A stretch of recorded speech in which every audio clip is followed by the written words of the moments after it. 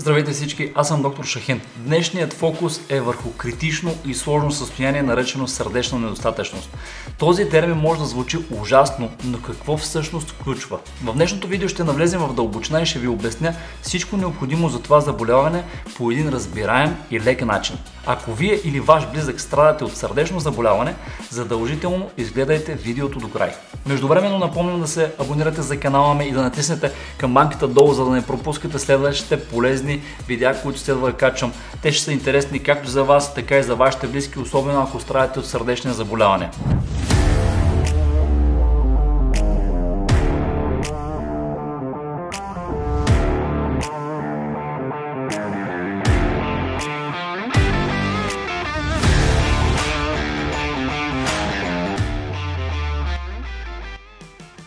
Преди да започнем, хвърляме един бърз поглед върху работата на нашето сърце.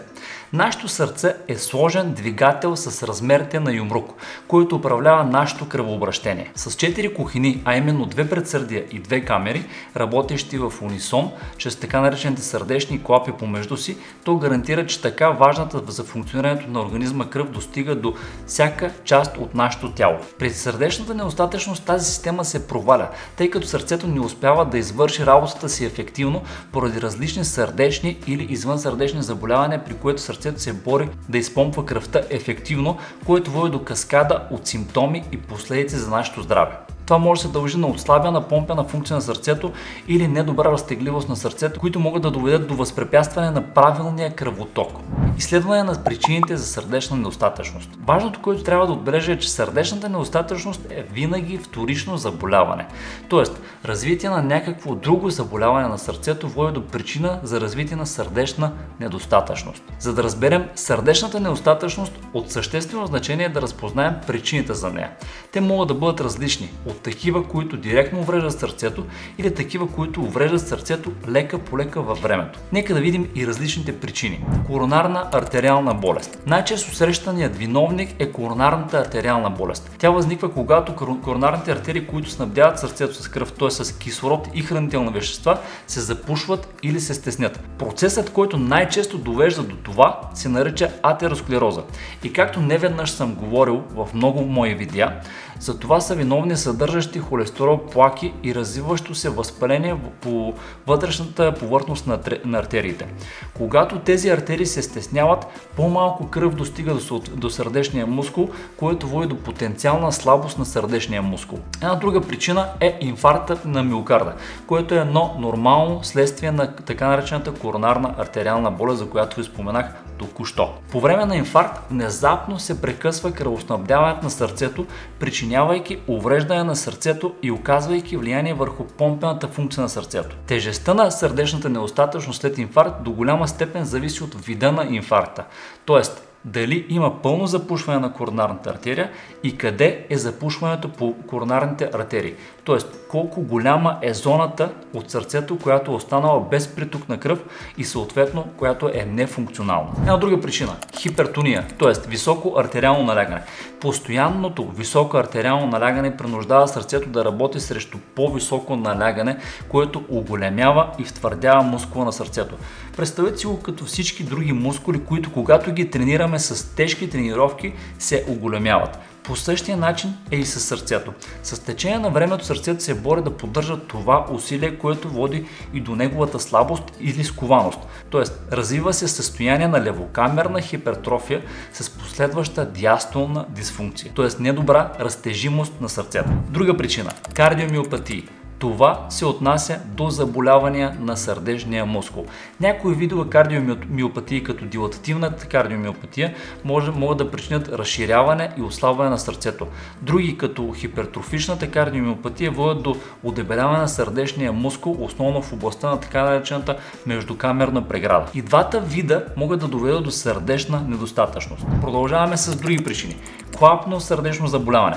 Както споменах, сърцето си има свои клапи. Природата ги е създала за да позволяват на кръвта да се движи само в една посока и да не се връща назад. Лошото е, че в някои случаи те могат да се увредят и да предизвикат така наречената регургитация, т.е. връщане на кръвта назад.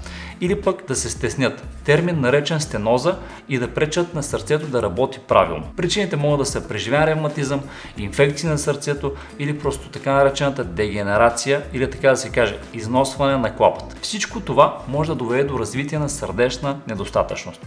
Една друга причина също така може да са и аритмиите. Аритмиите са нарушение на сърдечния ритъм. Няма да изпадам в дълбочина, но определени видове аритмии, като например предсърдно мъждене и предсърдно трептене, могат да причинят отслабване на сърцето и развитие на сърдечна недостатъчност. И така, сърдечната недостатъчност често е краен резултат от комбинация от фактори, всеки от които постепенно нарушава способността на сърцето да изпомпва ефективно. И както казах, сърдечната недостатъчност е следствие от вече развило се заболяване на сърцето, т.е. то е вторично заболяване. Разбирането на тези причини могат да помогнат както за превенция, така и за лечение на това заболяване. Това е нашата работа, между другото, като кардиолози, да разберем какво е подлежащото заболяване при една развила се вече сърдечна недостатъчност и да можем да действаме ефективно. Симптоми и диагноза. Симптомите вървят от широки граници, от умора и отоци по краката, до задух, който се влошава при извършване на физически усилия, както и ускорен пулс и понякога упорита кашлица. Също така пациентите изпитват и известни затруднения в извършването на ежедневните си дейности, именно поради умората. Това е спектър, който отразява намаляващата способност на сърцето да посреща нуждите на тялото. Тоест, както се получава при една сърдечна недостатъчност, сърцето започва да изнемогва. Как обаче се поставя диагнозата?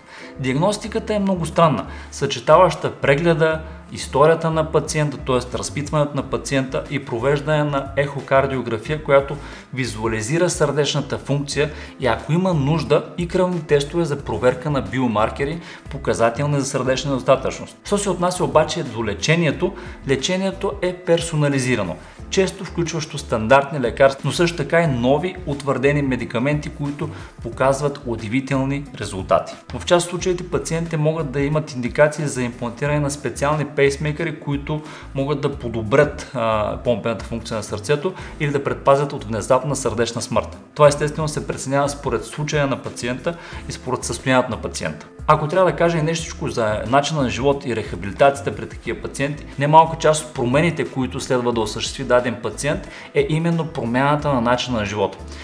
Например, корекциите на диетата, в това число и намаляването на приема на сол, мониторирането на приема на течности и тяхното отделяне, редовните физически упражнения и спирането на тютюнопушенето не са просто препоръки. Те са част от режима на лечение. И така, това беше един обширен преглед на това какво представлява така наречената сърдечна недостатъчност. Ако ви е било интересно, може да харесате видеото, но също така напомням да се абонирате и за канала ми и да натиснете камбанката долу, за да не пропускате следващите интересни и полезни видеа. Останете здрави!